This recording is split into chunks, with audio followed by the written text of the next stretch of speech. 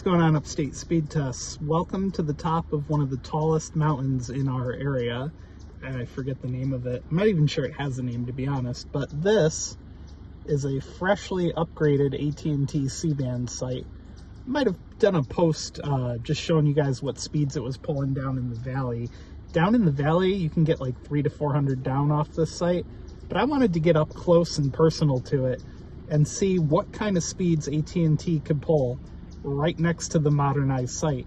And the little tower you see right there to the right, left, is a wireless, fixed wireless access site that used to belong to Plexicom. I'm not even sure that it's in use anymore, to be honest, but that's what it was. Anyway, so let's see what kind of speeds we can pull. If I can get my camera to focus.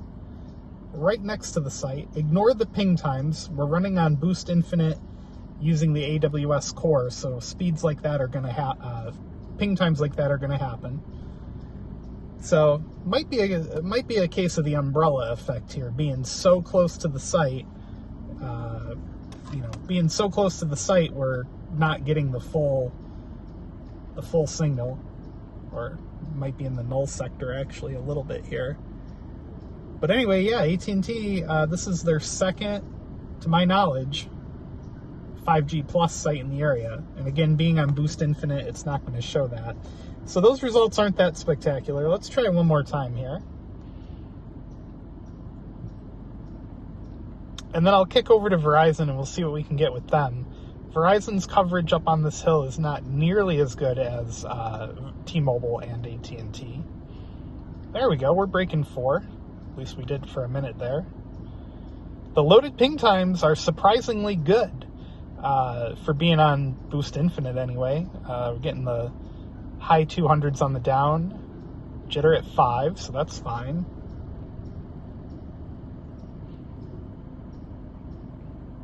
And the upload pushing close enough to 100. And then let's see what we get on fast.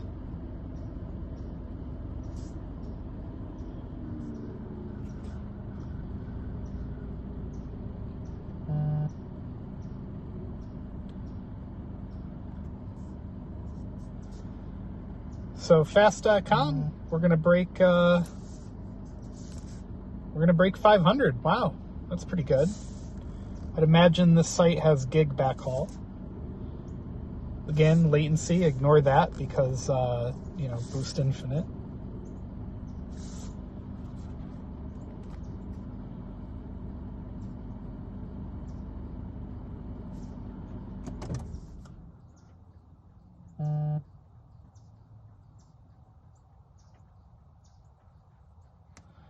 Jim Jordan taking a run for the House speakership.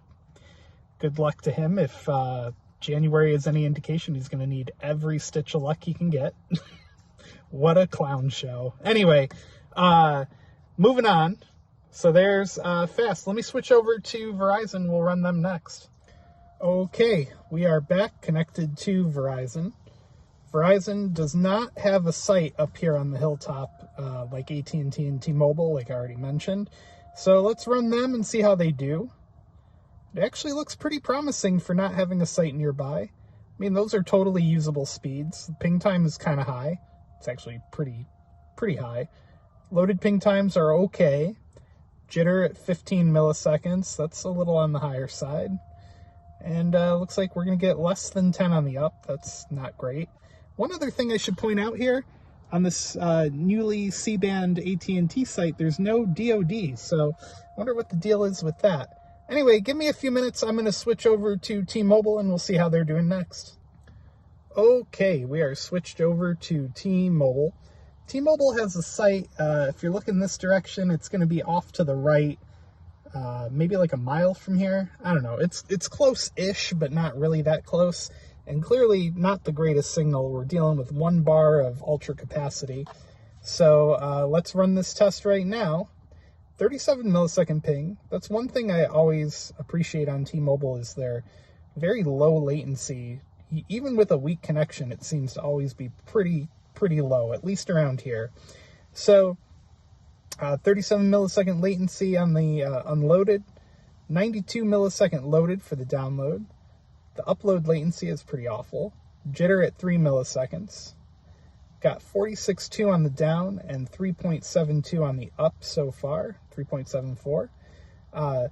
So real quick, I'm going to run the test one more time, but and I might do a more in-depth video on this later, but I got to say, shame on you, T-Mobile, for parading out songs and advertisements saying how you're never going to raise people's rate plans, and then all of a sudden this month they're notifying people that in November they're going to force people off of legacy rate plans onto the newer Go 5G plans.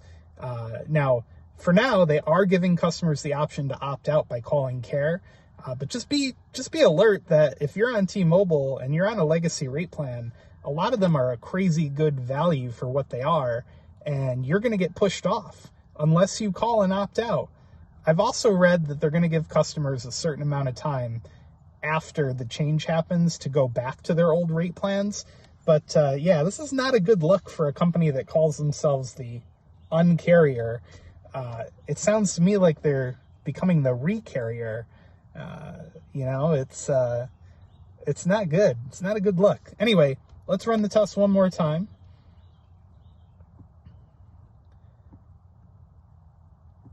There we go. Yeah, maybe the modem just needed a few seconds to gather its thoughts there. Interestingly enough, higher ping times, though. 16 millisecond jitter. The loaded latency is a little bit high on the download. The upload latency is pretty good, and 33 on the up, pretty respectable for T-Mobile's 5G mid-band. So yeah, there you go. 320 down, 33.5 up. Make sure you call T-Mobile soon if you want to opt out of that crazy rate plan change they're going to push on everybody. And maybe next time the recarrier will reconsider. Anyway, if you like the video, give it a thumbs up, click subscribe down below, and we'll see you guys next time.